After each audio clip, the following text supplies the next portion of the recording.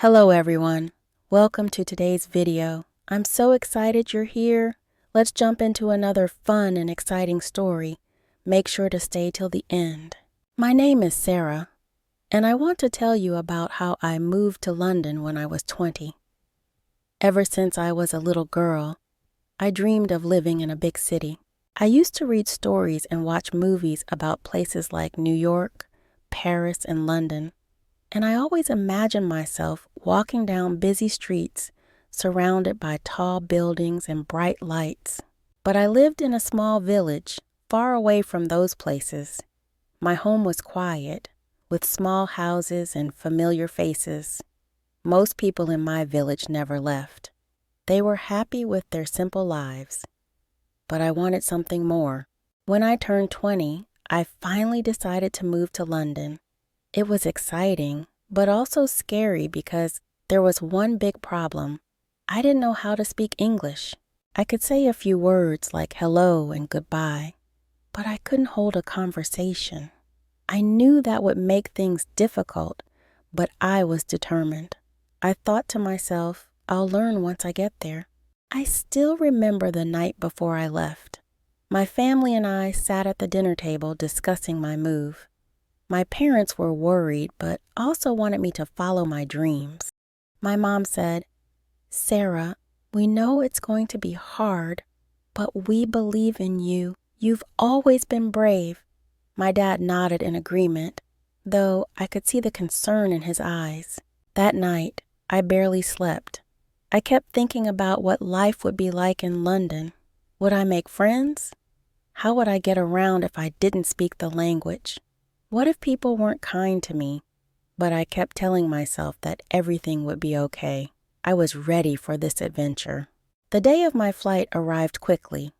I hugged my family tightly before heading to the airport. My mom had tears in her eyes, but she smiled and said, "Remember to call us as soon as you arrive." I promised I would. As I boarded the plane, my heart raced with excitement and fear.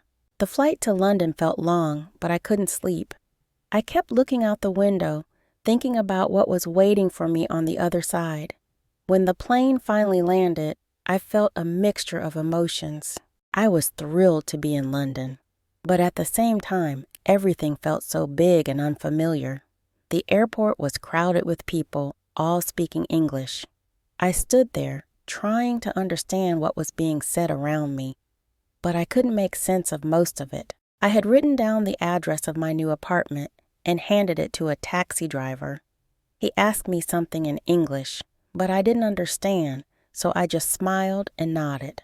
The drive through the city was overwhelming. Tall buildings, busy streets, red double-decker buses. It was everything I had imagined and more. But it also made me realize just how much I didn't know about this new life I was starting.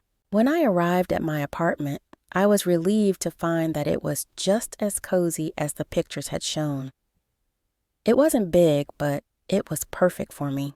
I stood by the window and looked out at the busy street below. I could hear the sounds of the city, people talking, cars honking, and the distant hum of activity. It was both exciting and intimidating. That night, as I lay in bed, I felt a little lonely. For the first time, I was far away from my family and everything familiar. But I reminded myself that this was the beginning of a new chapter in my life. I promised myself that I would learn English, make friends, and make London my home. The next morning, I decided to explore my new neighborhood.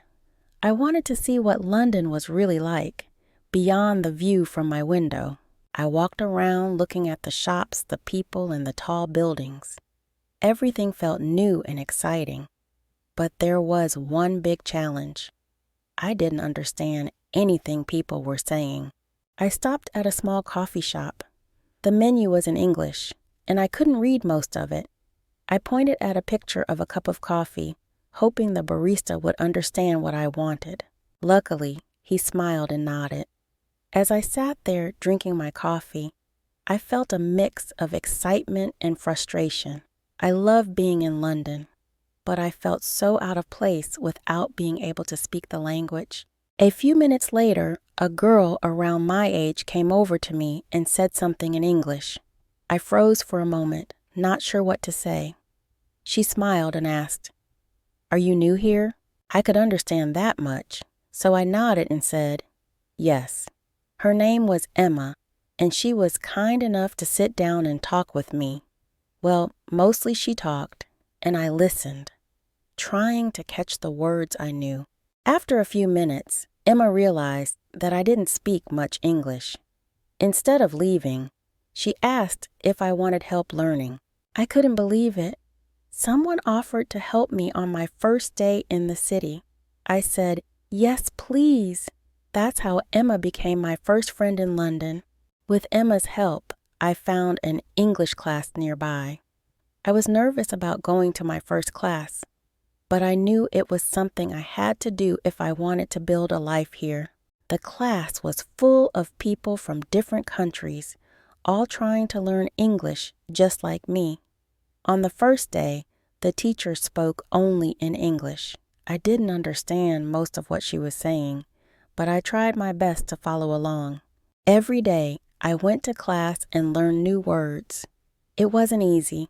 I often felt frustrated when I couldn't express myself, but I kept going. Emma and I would meet after class, and she would help me practice. She was patient. Even when I made mistakes, she never made me feel bad about it.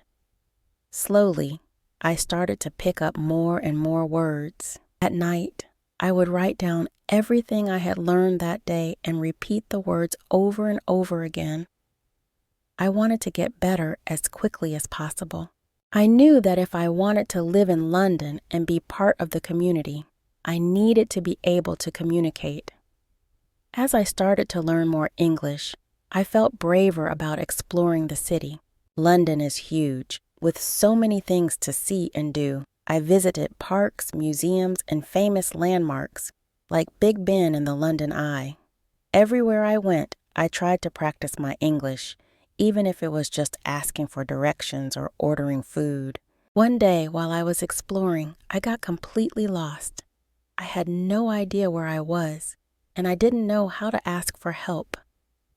I felt embarrassed and scared, but I knew I couldn't just stand there. I walked up to an older woman and showed her my map. She didn't speak my language, but she smiled and pointed in the direction I needed to go.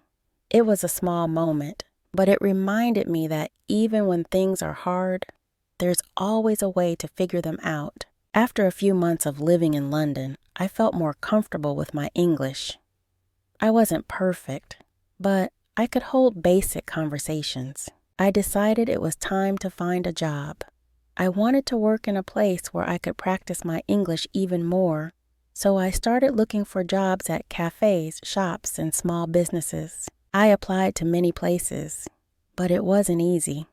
Some employers didn't want to hire me because my English wasn't strong enough. Each rejection made me feel discouraged, but I didn't give up. I knew that if I kept trying, I would eventually find something. Finally, after weeks of searching, I found a small bakery that was willing to give me a chance. The owner, Mr. Baker, was kind and understanding. He knew that I was still learning English, but he was patient and willing to help me. I was so grateful for the opportunity. Working at the bakery was a new challenge for me. Every day, I had to speak with customers, take orders, and answer questions. Sometimes I made mistakes, like when a customer asked for brown bread, and I gave them a cake instead. I was embarrassed, but Mr. Baker always reassured me. "It's okay to make mistakes, Sarah," he said. "That's how we learn." Over time, I got better at my job. My coworkers were friendly, and they helped me practice my English during breaks. Each day, I learned new words and phrases, and I started to feel more confident. Even though I was making progress, there were days when I felt homesick. I missed my family and friends back home, and sometimes the loneliness of being in a big city was overwhelming. There were moments when I wished I could speak my language with someone just to feel a little more at home. Emma noticed that I was feeling down and invited me to a dinner party with some of her friends. At the party, I met people from different countries, many of whom were also learning English. It made me feel better to know that I wasn't alone. We all shared our experiences of trying to adjust to life in a new city, and it gave me the strength to keep going. Thank you so much for watching. I hope you enjoyed this story and felt inspired by Sarah's journey. Don't forget to like, comment, and subscribe for more stories and